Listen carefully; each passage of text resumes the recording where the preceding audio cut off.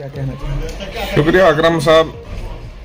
हुकूमत वक्त जो है एलजी सरकार ने है, यहाँ पर सरकार जो भी सेंटर की सरकार चल रही है, क्योंकि सेंटर के इशारों पे इनकी सरकार, अच्छे काम होते हैं तो भी सेंटर की गिनती में होते हैं, बुरे काम होते हैं तो भी गिनती में होते हैं। अब हम बिलखुसूस वज़ीर आज़म हिंद से अपील करते हैं कि ये जो एलजी सरकार जम्मू कश्मीर में चल रही है, पिछले लगभग 9 साल से लोग पीछे जा रहे हैं। एक तो कम से कम इलेक्शन कराए जाएं, इलेक्शन करने के बाद कम से कम सरकार किसी भी पार्टी की बने, लेकिन लोग ऐसे पीछे जाएं, क्योंकि अफसरशाही बहुत ज़्यादा चल रही है। अभी जो अंधा कानून चल रहा है इसमें हमें कोई परवाह नहीं है, क्योंकि इसमें पीछे जा रही है, पूरी जनता पीछे जा रही है।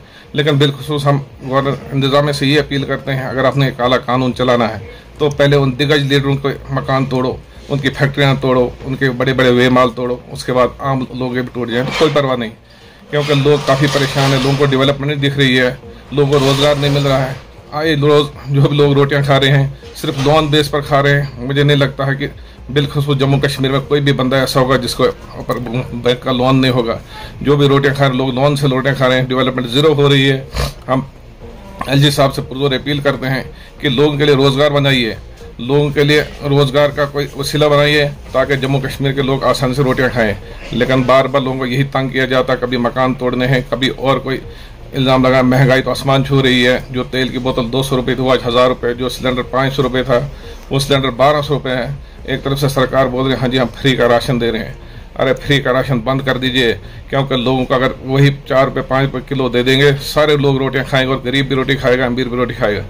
सरकार 5 महीने राशन फ्री देती है, 20 से आटा 40 जाता है, उसके बाद साल भर के लिए फिर ऐलान कर दिया हाँ जी साल भर के लिए लोगों को राशन फ्री मिलेगा। लेकिन उसके बावजूद अगले साल सुन लीजिए 60 रुपये आटा हो जाएगा जम्मू कश्मीर में। लिहाजा इस चीज़ का कोई फ़ायदा नहीं है। एक तरफ से फ्री कर रहे हैं, दूसरी तरफ से दुगना तिगना रेट कर रहे हैं।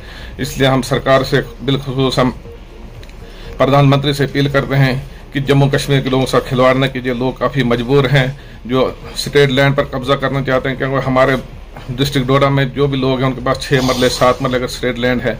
आइए ले लीजिए, कोई बात नहीं, लेकिन उससे कोई बेनिफिट नहीं, ना यहाँ पर कोई फैक्ट्री बननी है, ना कोई स्कूल बनना है, ना कोई बिल्डिंग बननी है स्टेट लैंड में, क्योंकि ये सारा पहाड़ी एरिया है।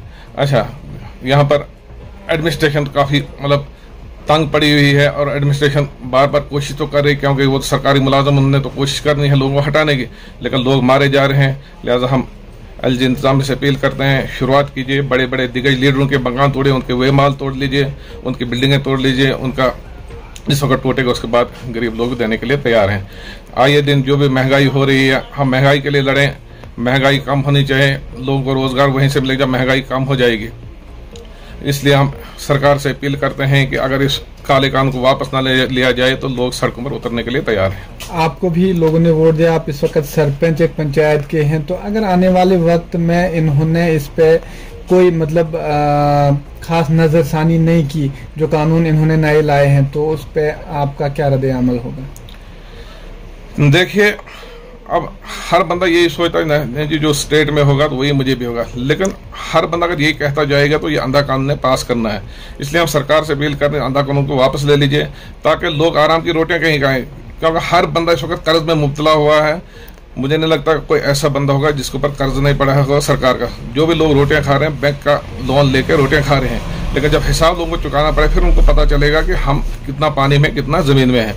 लिहाजा हम यही सोचते हैं कि अगर ये कानून वापस नहीं लिया तो लोग सड़कों पर उतरने के लिए तैयार हैं।